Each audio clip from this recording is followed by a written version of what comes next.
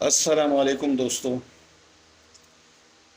محرم الحرام کے بارے میں جو یہ اسپیشل پروگرام ہم نے شروع کیا ہے اور اس میں چیدہ معلومات ہم آپ کو بتا رہے ہیں، تو دوستو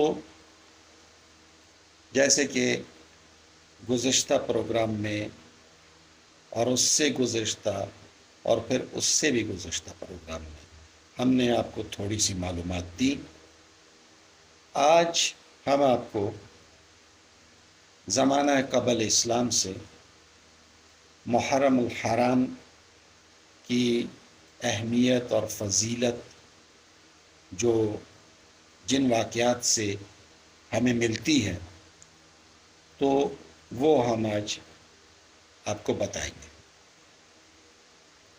دوستو روایات میں آتا ہے کہ 10 محرم کو زمین اور آسمان اور لوح و قلم تخلیق کیے گئے۔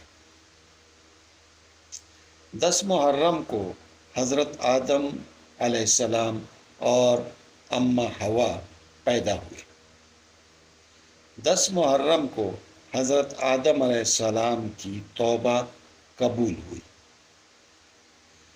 10 محرم کو فرعون کا لشکر غرق ہوا۔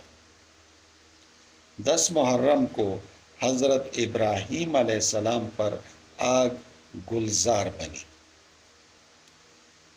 10 محرم کو ابراہیم علیہ السلام کو خلیل اللہ کا خطاب عطا ہوا۔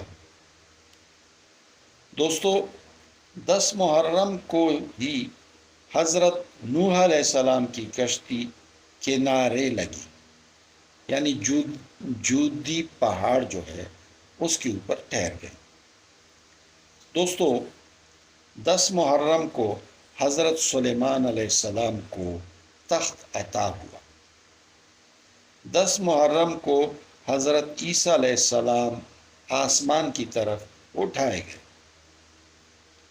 10 محرم کو ہی حضرت یونس علیہ السلام مچھلی کے پیٹ سے باہر آئے۔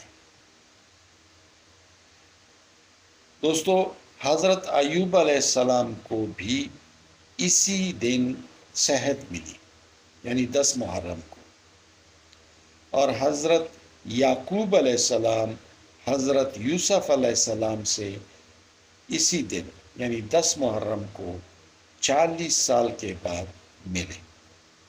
دوستو یہ چند واقعات ہمیں زمانہ قبل اسلام کے ملتے ہیں 10 محرم حرام کی فضیلت کے بارے میں،